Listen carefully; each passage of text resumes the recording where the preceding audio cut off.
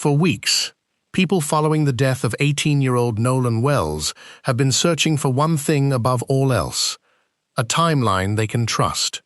Every new interview, every public statement, and every piece of evidence has been examined from every possible angle. Now, newly released boat audio and GPS records have added another layer to an investigation that continues to raise difficult questions. Do these new details bring investigators closer to understanding what happened on Horn Island, or do they simply create more uncertainty? Before we begin, welcome to the channel. If you appreciate careful, evidence-based reporting that looks beyond the headlines, consider subscribing. We follow these cases closely and bring you every significant development as new information becomes available. The events surrounding Nolan Wells' death have captured national attention since the 4th of July weekend. Friends, family members, investigators, legal experts, and thousands of people following the case online have all been trying to piece together what happened during those critical hours off Mississippi's Gulf Coast. According to investigators, Nolan traveled to Horn Island with a group of friends on July 4th. The island, part of the Gulf Islands National Seashore, is known for its beaches, boating, and holiday gatherings. What should have been an ordinary summer outing became something much more troubling when Nolan disappeared. 2 days later, his body was recovered, leaving his family searching for answers that have yet to fully emerge. Since then, nearly every development has been examined closely. Family members have questioned whether important evidence may have been overlooked. Investigators have continued interviewing witnesses. Independent attorneys have become involved. Public attention has only grown stronger as more details have surfaced. One of the newest developments involves audio from a distress call placed while one of the boats was returning from Horn Island. Records obtained by reporters include a conversation between someone aboard the boat and marine dispatchers after the vessel reportedly began taking on water. The recording immediately became a focal point because many people hoped it might reveal something investigators had previously missed. As the recording begins, the caller sounds calm. The message is straightforward. The boat is taking on water, assistance is requested, and the dispatcher asks whether everyone on board is in good health. The response is simple: yeah, everybody. For some listeners, that brief exchange seemed ordinary. For others, it immediately raised new questions. One legal analyst who reviewed the recording publicly noted that the calm tone of the conversation appears consistent with previous accounts that the boat experienced mechanical trouble while leaving the island. There is no obvious panic in the background. No one is heard shouting. No frantic voices can be identified during the call. Of course, none of that proves exactly who was on the boat or what had happened earlier that afternoon. The recording only captures a brief moment during the return trip. Everything before that remains the subject of ongoing investigation. Still, the tone of the call has become one of the most discussed parts of the case. Some people have wondered whether a group of teenagers facing an unexpected emergency would naturally sound more distressed. Others point out that people react very differently under pressure. Some become emotional. Others become surprisingly calm. According to legal experts, it would be difficult to draw firm conclusions based solely on someone's voice during a short emergency call. That brings us to another important detail. During the recording, the dispatcher asks whether everyone is okay, but does not specifically ask how many people are aboard the vessel. That omission immediately caught the attention of many observers following the investigation. If dispatchers had asked for the exact number of passengers, some believe it might have provided another piece of information investigators could compare against witness statements. Others note that emergency operators often tailor their questions based on the situation unfolding in real time, and because the caller did not describe immediate danger or injuries, the conversation remained focused on whether assistance was still needed. According to reports, the boat ultimately returned without requiring an active rescue. Even so, the newly released recording has reopened discussion about those final hours on Horn Island. Meanwhile, Nolan's family continues pushing for answers through every available avenue. Their attorneys have said they intend to carefully examine Nolan's cell phone alongside investigators once the forensic review is complete. Family members have previously expressed concern that information may have been removed from the device before it was recovered. Those concerns have not been confirmed by investigators, and the exact condition of the phone remains unclear. At the same time, officials have confirmed that the case will eventually be presented to a Mississippi grand jury after investigators complete their work. Authorities have explained that presenting cases with an undetermined cause of death to a grand jury is standard procedure and should not automatically be interpreted as evidence that a crime has occurred. Even with that explanation, many people continue asking whether investigators now possess information that has not yet been released publicly. As all of this unfolded, another piece of evidence quietly emerged. Unlike witness memories, GPS records do not rely on someone's recollection. They record movements as they happen. For that reason alone, many observers believe the newly released boat tracking information could become one of the most important pieces of objective evidence available. At first, that seems straightforward. But once investigators mapped the boat's movements minute by minute, the timeline began raising a completely new set of questions. The GPS records released by the Mississippi Department of Marine Resources offer something investigators rarely get in cases like this: a digital timeline that doesn't depend on memory. Witnesses can forget details. People can disagree about the order of events. But GPS technology records movements automatically, providing investigators with a sequence they can compare against statements from everyone involved. According to the records, the boat departed for Horn Island at approximately 9:56 that morning. It arrived around 11:14 a.m., placing the group on the island for several hours during the Independence Day holiday. Later that afternoon, at about 4:31 p.m., the GPS shows the boat leaving Horn Island before making its way back toward the mainland. It eventually returned to the dock shortly after 6 o'clock that evening. On the surface, those times appear to match what several witnesses had reportedly described. The boat reached the island in the late morning, remained there through the afternoon, and left before sunset. To many observers, that seemed like an important step toward confirming at least part of the day's timeline. But another detail stood out. The GPS data tells investigators where the boat traveled and when it moved.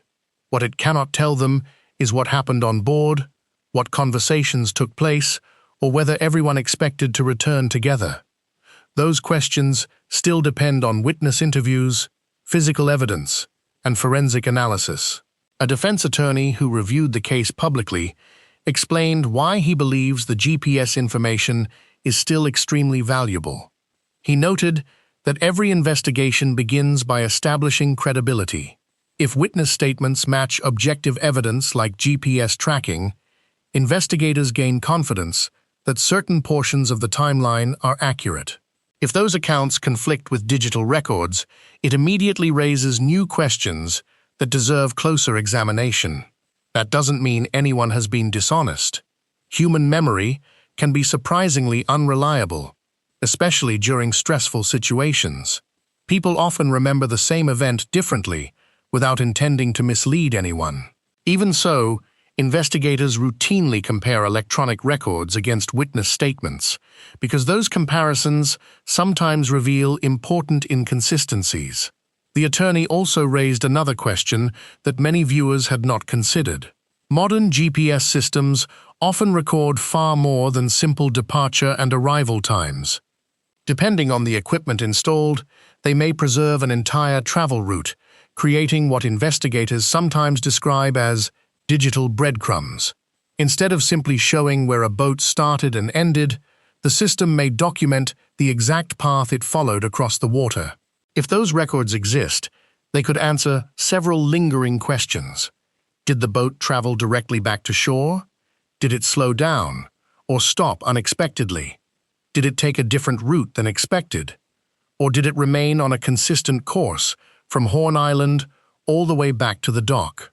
Those details have not been publicly released, but many people following the investigation believe they could eventually help investigators reconstruct the afternoon more precisely. Then something unexpected happened. Discussion shifted away from the GPS records and toward the sheriff's early public comments.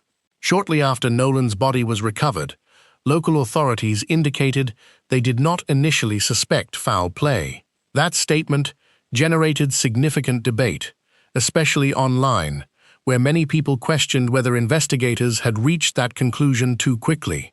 The attorney reviewing the case acknowledged those concerns. He explained that while investigators sometimes provide preliminary assessments based on the evidence available at the time, it is generally better to avoid drawing firm conclusions before autopsy results, toxicology reports, and forensic examinations are complete. His point was straightforward. When a young person dies under uncertain circumstances, every possibility should remain open until the evidence supports one conclusion over another. That cautious approach is particularly important in high-profile investigations, where every public statement is carefully examined by grieving families, community members, and the media. As attention continued to grow, another issue entered the conversation. Several of Nolan's friends reportedly removed or deactivated their social media accounts after the case received widespread publicity. To some observers, that decision appeared suspicious. Others argued there could be entirely different explanations. The attorney offered a perspective based on his experience representing clients in high-profile cases. He explained that once names become public, people often receive thousands of messages from strangers. Some messages express sympathy, while others include harassment or even threats. For young adults who never expected national attention, stepping away from social media may simply be an effort to protect themselves and their families from overwhelming public scrutiny. That explanation does not answer every question surrounding the investigation, nor does it eliminate public curiosity about what happened during those hours on Horn Island. It simply reminds everyone that investigators must distinguish between behavior that appears unusual and evidence that actually establishes what occurred. At the same time, another concern continues drawing attention. Nolan's family has maintained that his cell phone could contain critical information about his final hours. Their attorneys have repeatedly emphasized the importance of conducting a complete forensic examination of the device. If location history, messages, photographs, videos, or deleted data can be recovered, those records may provide investigators with details unavailable anywhere else. Forensic specialists often describe smartphones as silent witnesses. Unlike people, they do not forget times, locations, or communications. When preserved properly, digital evidence can sometimes reconstruct an entire sequence of events with remarkable precision. That possibility is one reason so many people continue watching this investigation closely. The GPS timeline has filled in several gaps. The emergency audio has provided another piece of the puzzle. But the phone, the autopsy findings, toxicology results, and additional forensic evidence may ultimately determine whether those individual pieces fit together into a clear picture, or reveal that important parts of the story are still missing.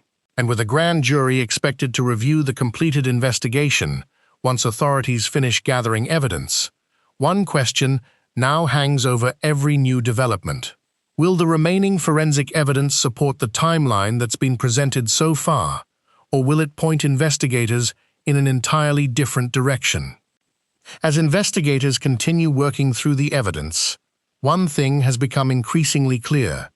No single piece of information is likely to answer every question surrounding Nolan Wells's death. Instead, the investigation appears to be moving forward the way many complex cases do, by carefully comparing one piece of evidence against another until a clearer picture begins to emerge.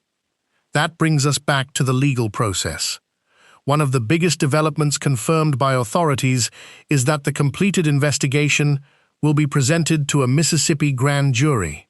For many people following the case, those two words immediately sparked speculation. Some assumed it meant investigators had already identified a suspect.